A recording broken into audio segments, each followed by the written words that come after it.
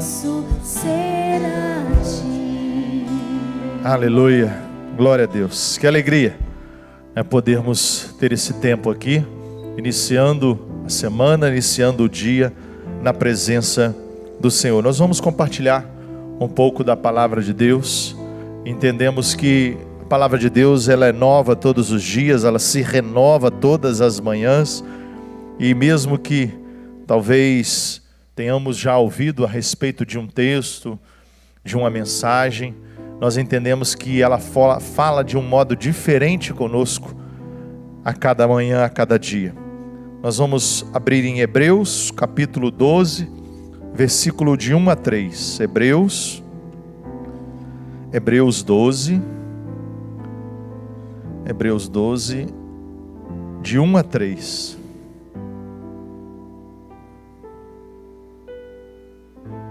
Aleluias. Hebreus 12 diz assim. Vou ler ali para ficar na versão para todos iguais. Portanto, também nós, visto que temos a rodear-nos tão grande nuvem de testemunhas, desembaraçando-nos de todo o peso e do pecado que tenazmente nos assedia, corramos com perseverança a carreira que nos está proposta, olhando firmemente para o autor e consumador da fé, Jesus, o qual, em troca da alegria que lhe estava proposta, suportou a cruz, não fazendo caso da ignomínia, e está sentado à destra do trono de Deus. Considerai, pois, atentamente aquele que suportou tamanha oposição dos pecadores contra si mesmo, para que não vos fatigueis, desmaiando em vossa alma. Amém. Vamos abrir também lá em Isaías, capítulo 40, versículo 31. Isaías 40, versículo 31, é o último versículo de Isaías 40. Não sei se você sabe, Isaías, ele é o profeta que mais falou sobre a pessoa de Jesus. Isaías, ele aponta para Jesus. Segundo alguns teólogos, Isaías é considerado uma Bíblia em miniatura. Isaías contém 66 capítulos. 66 capítulos divididos, também tem uma primeira parte e uma segunda parte. Mas esses 66 capítulos aponta para 66 livros da Bíblia. A Bíblia tem 66 livros. Isaías, ele é um cara que realmente nos ensina muito. E aqui ele vai falar um pouco sobre um versículo que nós conhecemos muito, que diz assim: mas os que esperam no Senhor renovam as suas forças, sobem com asas como águia, correm e não se cansam, caminham e não se fatigam. Queridos, muitos de nós começamos bem algum empreendimento. Não sei se você lembra de alguma coisa que você já pensou em fazer, ou começou a fazer, ou já empreendeu, ou até mesmo na sua carreira cristã, no momento que você aceitou a Jesus, você entregou a sua vida para Ele, e você falou: eu quero me entregar por completo ao Senhor, eu quero trabalhar na obra do Senhor, eu quero servir ao Senhor, eu quero de todo o meu coração fazer o melhor para Ele. E esse primeiro momento, ele é lindo demais. Esse primeiro momento que eu e você nos apaixonamos por Jesus e intensamente nós vivemos essa paixão e corremos em direção ao propósito que Ele tem para as nossas vidas. Só que muitas pessoas começam bem um projeto, um sonho, um empreendimento ou a carreira cristã. E no meio da caminhada, é verdade que alguns ficam para trás, param de caminhar, não é o caso de vocês, não é o nosso caso, que nós estamos continuando esta carreira, mas em alguns momentos da caminhada, da corrida cristã, da carreira cristã, alguns se cansam, alguns se fatigam, alguns ficam exaustos, alguns eles acham que não vão dar conta. E eu quero partilhar com vocês uma palavra chamada constância. Essa palavra constância, ela tem faltado hoje na nossa sociedade. Nós vivemos hoje uma sociedade que alguns especialistas chamam de sociedade líquida. Né? Por quê? Porque as pessoas não estão construindo nada sólido. Elas começam algo e logo mudam. E isso reflete em todas as áreas da nossa vida, até mesmo no meio cristão, até mesmo dentro das igrejas. Até mesmo nas canções que nós cantamos, até mesmo a maneira que eu e você escolhemos viver. Há uma falta de constância. E isso leva o ser humano a uma empolgação inicial muito grande. Nós nos empolgamos facilmente com as coisas novas e falamos, não, agora vai, agora eu vou. Mas daí a pouco o gás acaba, daí a pouco a chama começa a se apagar, daí a pouco a gente não tem mais aquele vigor, aquele ânimo. Isso acontece muito, Leozinho, lá nas academias, né?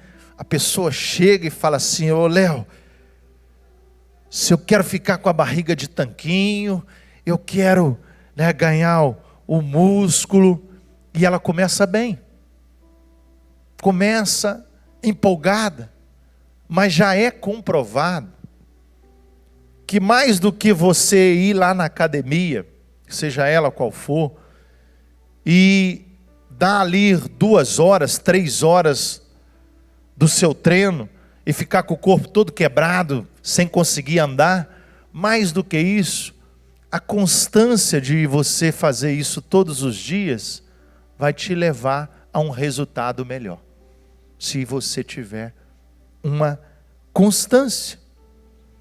Acontece também, Nicinha, nas culinárias, né? Hoje está em alta. Todo mundo virou cozinheiro agora, porque com a internet ficou mais fácil. Aí, não, eu vou começar a fazer bolo, eu vou começar a fazer, né, agora para fora, eu vou vender, e as pessoas se empolgam. E elas começam toda empolgada. Mas daí a pouco elas vão calcular o custo. Porque tudo tem um custo, tudo tem um preço. O tempo que a pessoa vai ter que investir, o dinheiro que ela vai precisar investir, e mais do que isso, a pessoa acha que qualquer produto que ela produz, ela acha, Paulinho, que é só fazer o produto, mas ela esquece da venda. A venda é o principal. Se você não vender, não vai adiantar você produzir. Você vai produzir muito, se você ficar com a mercadoria parada, é prejuízo. Você vai precisar de um giro maior. Então, a empolgação, ela é boa no início, mas às vezes ela tira da pessoa uma firme decisão. O cristão precisa ter uma firme decisão, uma convicção. Espera aí, eu tomei essa decisão e eu não arredo o pé. Agora fico. Por quê? Porque o Senhor me chamou e eu preciso todos os dias correr em direção a Ele. Por que aqui em Hebreus, o apóstolo Paulo vai falar sobre isso também? Por que vai falar que é uma corrida? Porque não é aquela caminhada assim, eu vejo algumas pessoas caminhando no calçadão, desse jeito aqui. Meu Deus, essa pessoa não vai ter resultado nenhum. Está batendo papo com o outro, diz ela que está caminhando. Está nada. Está fofocando ali pelo caminho, está falando da vida dos outros. Mas ela não está concentrada no objetivo dela. E correr não é fácil. Eu tenho dado algumas corridas aí no asfalto, principalmente nesse verão. Correr não é fácil. Dá vontade de parar a todo momento. Você começa a correr, dá vontade de parar. No primeiro quilômetro dá vontade, você desanima. O corpo pesa. As pernas não obedecem. A boca fica seca. O corpo da gente começa a reagir. Mas eu tenho um objetivo. O nosso alvo é Cristo. E eu tenho que correr em direção a Ele. Eu tenho que todos os dias me esforçar para poder então viver aquilo que o Senhor tem para a minha vida. Então, nessa corrida, quando eu me encontro com Jesus e às vezes eu só quero dar aquele sprint inicial, né? A corrida de 100 metros rasos, 100 metros rasos, para um cristão, aquele que tomou a decisão, não é o mais importante, porque se você não tiver uma constância, você não vai chegar lá no final e receber a coroa. Você não vai ser coroado. Você vai chegar lá no final desanimado, cansado, ou nem chega no final. Então eu e você, nesse andar espiritual, eu quero aqui olhar para o texto que nós lemos de Hebreus, e aqui a primeira dica para a gente: eu preciso me livrar dos embaraços. Eu tenho que me livrar dos embaraços. A vida traz alguns embaraços, mas eu preciso me livrar disso. Como na corrida, eu não posso correr de calça jeans, eu não posso correr com a calça molhada, tomar um banho e sair com ela toda molhada, porque senão eu não vou conseguir render da maneira que eu preciso. Eu tenho que me livrar dos embaraços da vida. E embaraço nós poderíamos traduzir embaraços aqui por pecados. Os pecados que tenazmente nos assedia. Ele vai nos assediar todos os dias. O diabo, ele vai colocar as coisas fáceis, mas lembra que a corrida é difícil. Lembra que a corrida vai precisar de constância. Lembra que você vai precisar, eu vou precisar de perseverança. Se não perseverar, nós vamos ficar embaraçados no meio do caminho. Não sei quem já andou no meio do mato, algum dia na vida, já andou pelo meio de um matagal muito alto e ficou embaraçado. Eu já fiquei algumas vezes, andando atrás de vaca, né, meu irmão Fizinho, andando atrás você fica embaraçado, aquilo embaraça nas suas pernas, você não consegue nem caminhar. Você agarra no meio do cipó. E na carreira cristã é assim também. Se a gente não ficar esperto, nós vamos ficar agarrados. Então, para que eu e você possamos andar livre de todo o pecado que tenazmente nos assedia, nós vamos precisar, além de correr, de sair, de livrar desses embaraços, nós vamos precisar estar em constante movimento. Eu não posso parar. A vida cristã, ela não é uma pessoa que está estacionada. Não posso estacionar a minha vida. Eu preciso estar em constante movimento. Às vezes nós gostamos de estacionar. Por que nós gostamos de estacionar? Porque nós achamos um lugar confortável. Um lugar que eu já domino bem. Eu já domino bem esse lugar, então eu não corro mais perigo nesse lugar.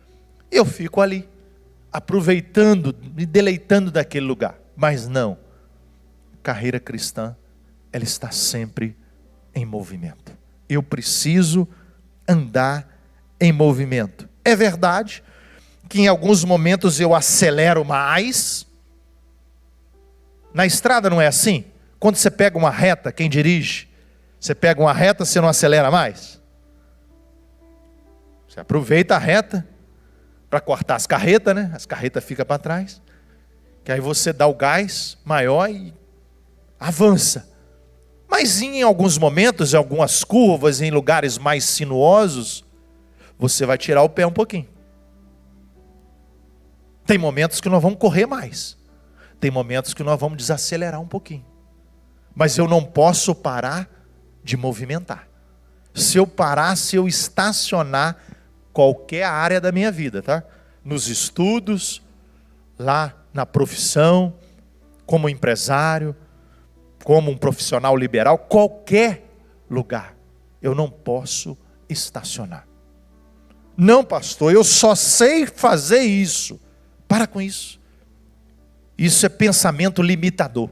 Só sei fazer isso. A Renatinha falou comigo que ontem elas viraram maquiadora, viraram, né, cabeleireira, né, Tayane?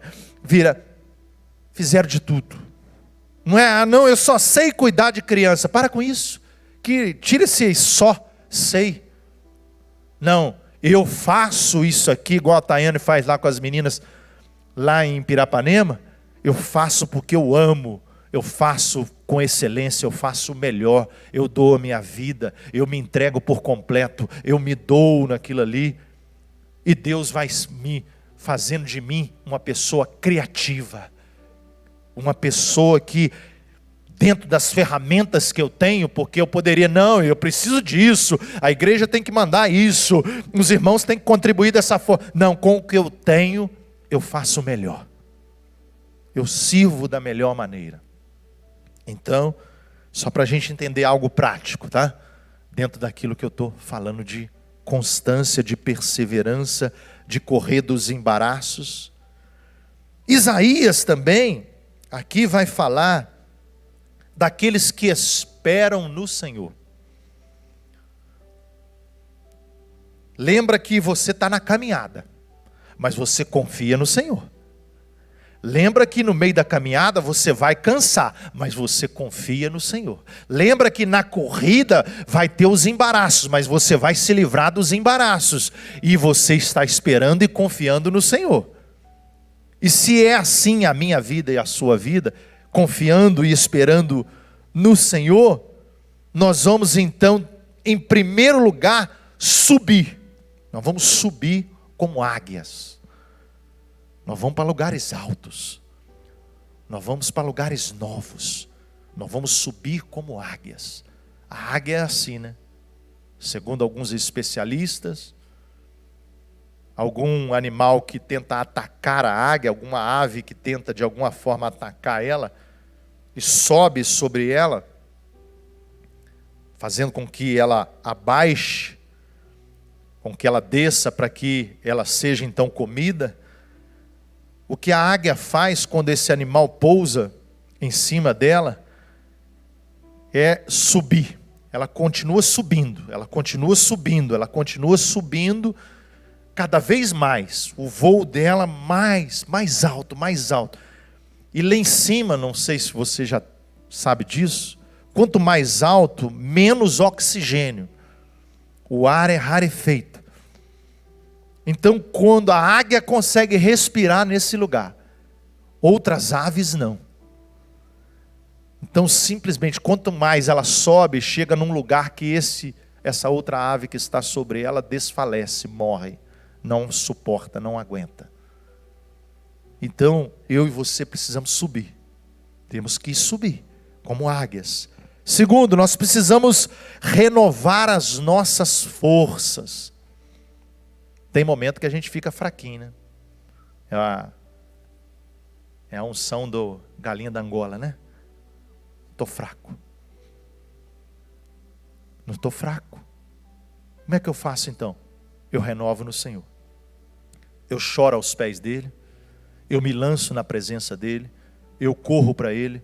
Eu aguardo nele, eu espero nele. E ele renova minhas forças. Eu de vez em quando converso com algumas pessoas, tem algumas pessoas que relatam para mim, pastor, eu cheguei aqui, eu estava com peso. Estou saindo leve. Renovou as forças. Por isso que nós incentivamos as pessoas de congregar. Congregar é muito importante. Nós precisamos. O apóstolo Paulo vai falar, não deixai-vos de congregar, como é costume de alguns. Nessa pandemia ficou mais latente isso, né? Muitas pessoas, é verdade que em algum momento nós tivemos que ficar em casa mesmo. Foram aqueles primeiros momentos que ninguém sabia como esse vírus ia se desenvolver, e todo mundo ficou em casa e nós transmitimos o culto online. Mas nós precisamos entender que o Senhor renova as nossas forças. E a comunhão, ela é muito importante. Aqui Isaías também vai falar que aqueles que esperam no Senhor, além de subir como águias, além de renovar as suas forças, eles vão correr e não vão se cansar. Poxa vida, eu quero essa unção aqui, de correr e não se cansar. Né, João? Lá no futebol, né? Correr os 90 minutos e não se cansar. Por quê? Porque o atleta que está bem preparado, aquele que se prepara bem, ele acha pouco aquilo ali. Poxa vida, já acabou? Eu tenho gás para correr mais uma partida. Quando a gente é jovem, a gente tem muita disposição. Quando a gente é menino, a gente joga bola o dia inteiro. Pode começar 7 horas da manhã até meio-dia, nós estamos jogando bola ainda. A gente aguenta o sol do meio-dia jogando bola, quando é jovem. Aí a gente vai ficando velho e a gente não aguenta mais. Mas nós temos que renovar as nossas forças no Senhor. Eu preciso correr e não me cansar, eu preciso caminhar e não me fatigar. Então todos os dias eu espero no Senhor. Por quê? Porque pessoas constantes são pessoas focadas no processo e não no resultado. Às vezes nós focamos no resultado e esquecemos do processo. A gente para no meio do caminho.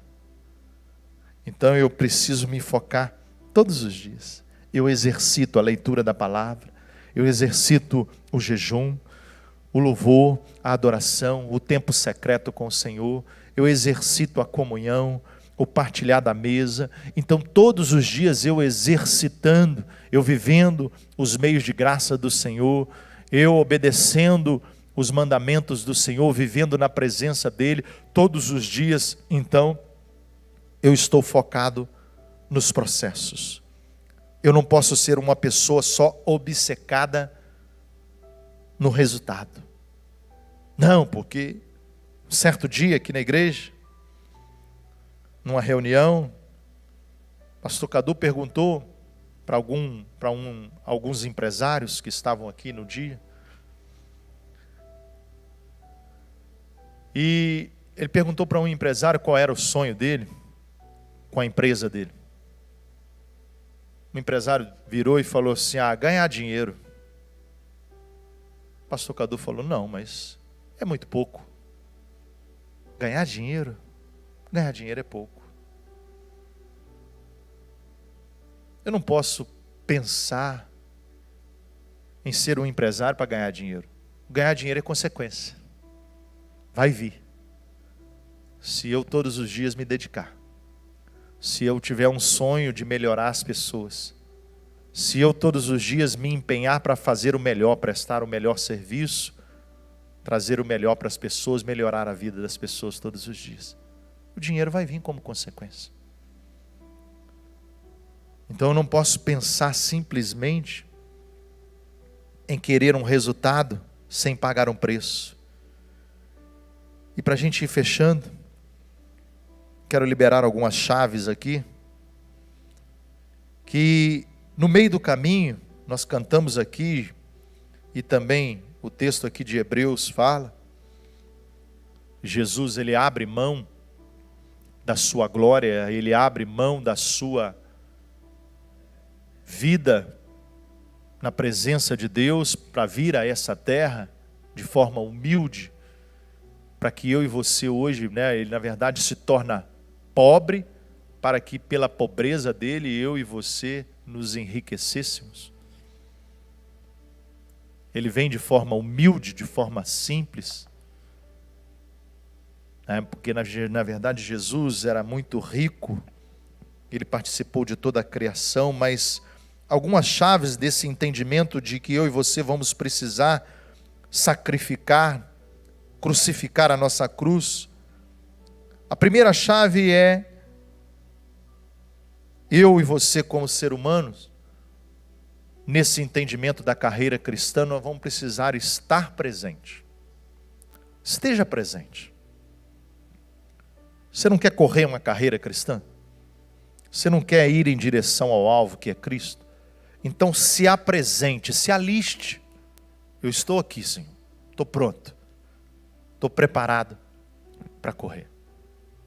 Então esteja preparado, esteja ali pronto, esteja presente no horário e no local. Tem horário e local? Tem. O horário e local não é um local físico, tá, queridos? Ele pode ser um local físico, mas necessariamente pode ser em qualquer lugar. Pode ser no banheiro, pode ser no alto de um monte, pode ser caminhando. Tem pessoas que gostam de caminhar com um fone de ouvido, não gostam? Está ouvindo uma música, ouvindo uma canção, ouvindo uma pregação, e ela está caminhando com o fone de ouvido. Tem pessoas que rendem melhor dessa forma, conseguem render melhor, porque ela não desconcentra. Porque os embaraços no meio do caminho desconcentra, tira a atenção da pessoa. Então ela bota o fone de ouvido e vai com foco em direção. Nós precisamos também antecipar o meio. O que é antecipar o meio? Antecipar o meio, às vezes nós temos medo daquilo que está ali na frente. Mas quando eu antecipo o meio, eu estou prevendo. Espera aí. No meio do caminho ali eu encontrei um obstáculo. O que eu preciso fazer? Eu preciso, antes que eu venha cair naquele buraco, eu preciso estar atento para poder sair fora, antecipar os perigos. No meio da estrada tem perigo, mas eu me antecipo, e eu então fico atento àquilo ali, e eu me desvio de todo o mal, de tudo aquilo que tenta me tirar da presença do Senhor.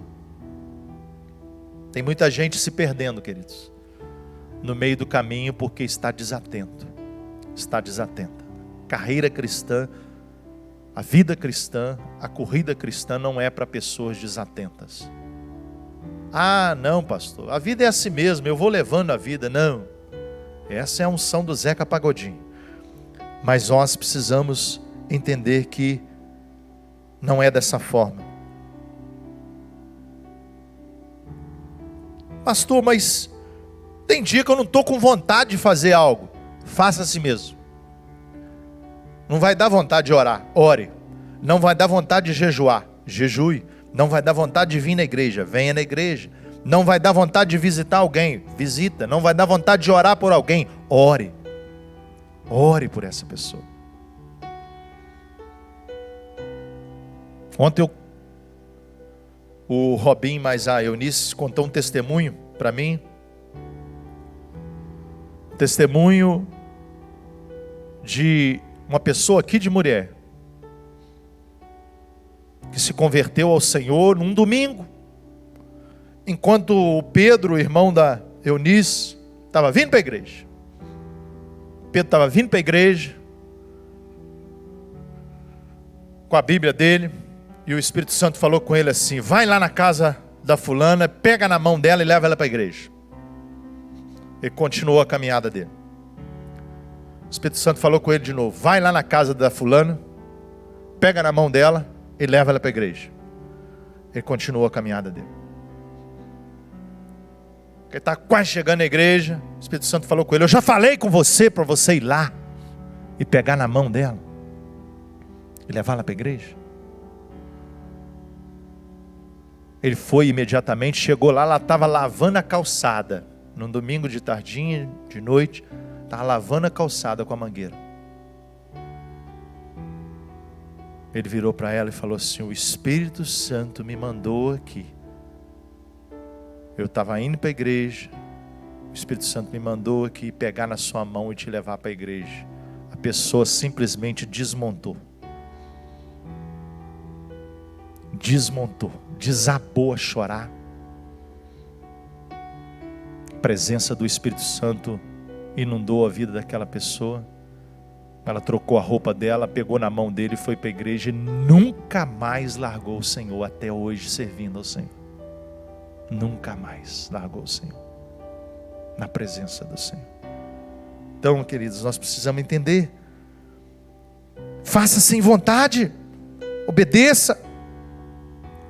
É importante também a gente dar um feedback. O feedback que a gente fala é prestar contas. O que é prestar conta? Se eu me propus a fazer algo, eu preciso de alguém que me cobre. A minha esposa me cobra. De vez em quando eu fico bravo com ela. Mas ela me cobrar faz bem para mim. Me incomoda às vezes. Bate na minha cara às vezes. Não de modo... Estou falando de modo figurado. Ela nunca deu tapa na minha cara não. Mas quando ela me estica, quando ela me motiva, é porque ela me quer ver no próximo nível. Então eu preciso de pessoas que me esticam.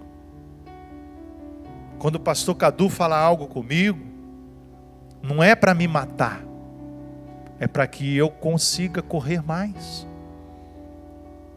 Às vezes dói. Quando nós recebemos uma correção de um pai, de uma mãe, de um irmão, de um amigo, de um líder, de alguém que nos quer ver no próximo nível, às vezes dói. Poxa vida. Aquela famosa frase que às vezes nós usamos, né? Cria vergonha na cara. Sai dessa manguaça, né? Sai desse lugar. Mas isso nos estica. Isso nos leva ao próximo nível. Nós temos um objetivo, querido. E nós precisamos entender que Deus coloca pessoas ao nosso lado para nos ajudar a alcançar esses objetivos. E por fim, essa última palavra aqui tem prendido muitas pessoas. Por fim perdoe a si mesmo. As pessoas vivem se culpando demais.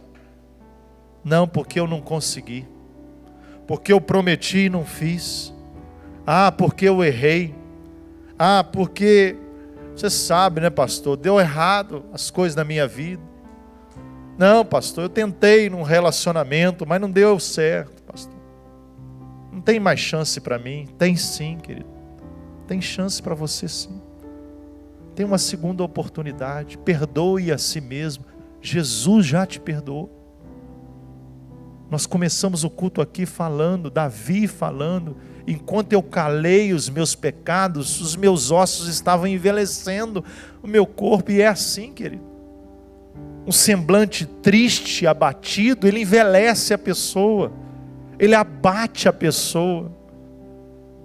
Quando eu e você andamos nos culpando, não, porque a culpa daquilo ali foi a minha culpa. Não, queridos.